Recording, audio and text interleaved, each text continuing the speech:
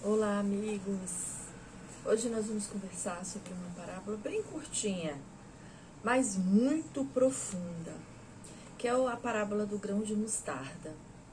Que é interessante que essa parábola, ela é transmitida por Jesus em resposta às indagações que os hebreus, os fariseus e todo aquele povo, à época dele, o fez. E a questão que eles indagavam Jesus é: você não é o filho do Messias? Você não é o rei?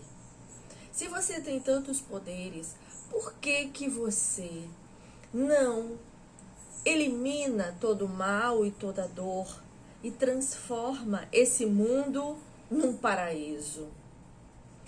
E essa indagação, se nós formos fazer uma transposição aos nossos dias, nós ainda a ouvimos quando as pessoas, aquelas mais descrentes ou aquelas que não compreendem o verdadeiro ensinamento oriundo de Jesus, eles questionam: se Jesus é tão grandioso, por que ele não elimina essas guerras? Por que Deus, com sua onipotência, também não elimina qualquer dor? Por que crianças têm que ter câncer?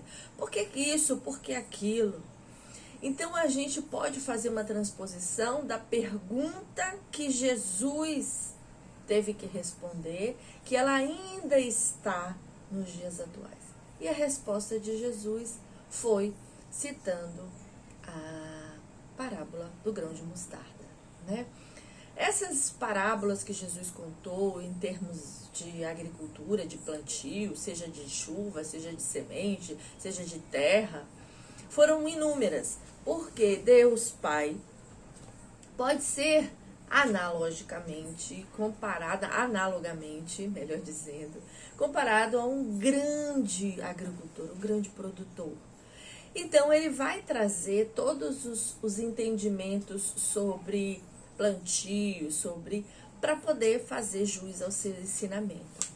E essa em especial, ela fala, né, que uma pequena semente foi semeada, pequenina semente, e que ninguém acreditava que ela, ao ser semeada em boa terra, ela se transforma numa das maiores hortaliças, ela se transforma numa robustez inacreditável.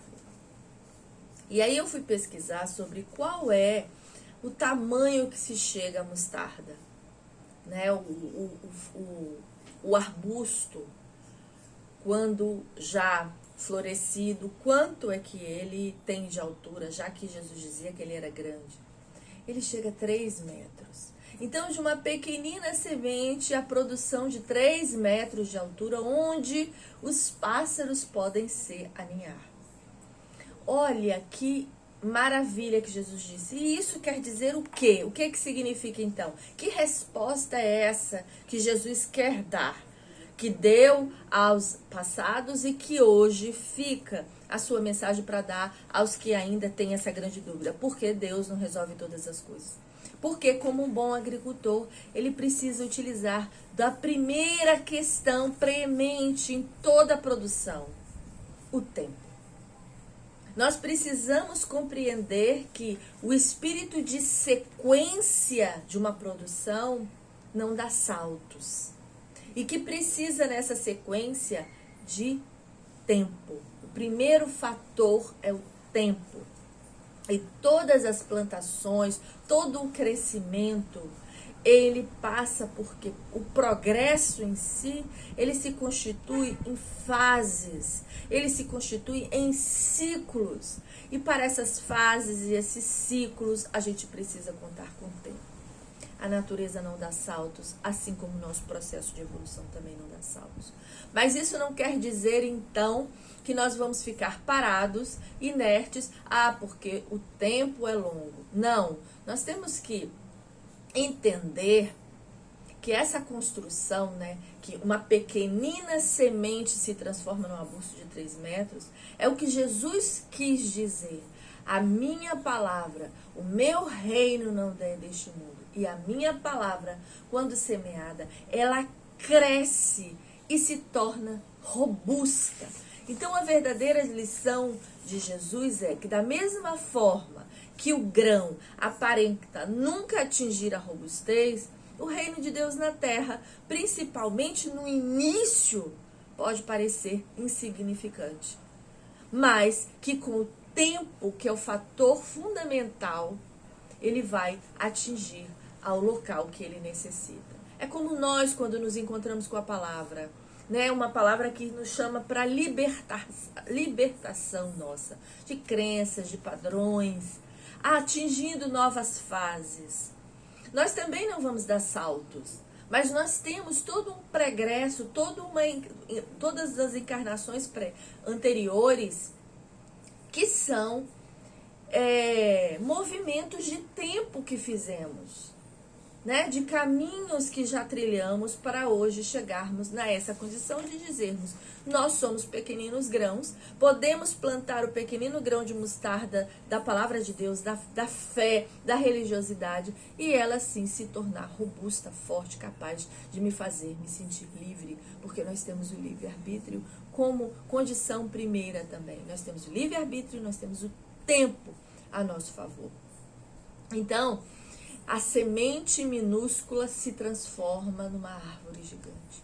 Então, nós, pequeninos ainda em nossa fé, podemos nos transformar nessa grandiosidade. Mas para isso nós precisamos também de boa vontade, que é o segundo elemento. Eu preciso de um tempo, o tempo da maturação, mas eu preciso de boa vontade também para retirar dentro de mim esses equívocos e caminhar. Por isso que nós precisamos fazer esse mergulho no autoconhecimento, que é o único caminho para a gente rever. E esse caminho do autoconhecimento tem alguns passos que a gente precisa dar. O primeiro passo é reconhecer o lugar onde nós estamos. Quem nós somos? O que trazemos? Nós temos pouca identificação conosco. A gente tem mais críticas sobre nós, mas a gente não se conhece. Então nós precisamos fazer esse reconhecimento de quem nós somos. Eu sou chata, eu sou inteligente, eu sou linda, maravilhosa, ou eu me sinto um peixe fora d'água. Que lugar é esse que eu me encontro? O primeiro passo do reconhecimento, ele vai ser seguido de um segundo passo, que é às vezes negar quem nós somos. Ah, eu não sou isso tudo, não. Se você tiver dúvida de quem você é, olha ao seu redor. O que as pessoas comentam sobre você? Você não vai ficar fixado ao que ela está falando de você, mas o que chega até você. Você é uma pessoa legal ou você é uma pessoa encrenqueira? Porque o outro sabe de nós também, superficialmente às vezes, mas ele sabe de nós, ele pode nos dar pistas para esse encontro. E às vezes, no segundo passo, nós negamos isso, negamos a nossa essência. Mas nós precisamos passar pela essa negação e reconhecer que bom, boa ou ruim, legal ou chata, inteligente ou não muito inteligente, eu tenho uma potência a ser desenvolvida. E no momento em que eu acolho isso, eu saio da negação e vou entrar num outro ponto, que é me desidentificar de quem eu sou. Porque eu sou muito mais do que isso que eu represento. E eu posso fazer a diferença. Depois que eu me desidentifico, o que é desidentificar? É não achar que eu sou só isso. É achar que eu sou uma potencialidade, que vai ter outros momentos, de outras encarnações, que vai também sofrer a ação do tempo, do conhecimento, e que pode fazer a diferença. Mas eu preciso estabelecer essa boa vontade de fazer a diferença. Se está difícil para mim sozinho, então o que eu vou fazer? Eu vou buscar ajuda terapêutica. Eu não vou fugir da terapia, porque a terapia é um encontro de si consigo mesmo. Mas eu posso buscar as terapias gratuitas, já que eu não consigo usar a grande terapêutica que é o Evangelho. Depois eu passo por uma etapa que se chama uma etapa da transformação. Aí é que eu consigo realmente me reconhecer como árvore robusta de 3 metros ou mais, onde os pássaros podem se aninhar em mim. Então, meus amigos, não há milagre. Não há corrida de saltos quânticos. Assim, existe trabalho no bem.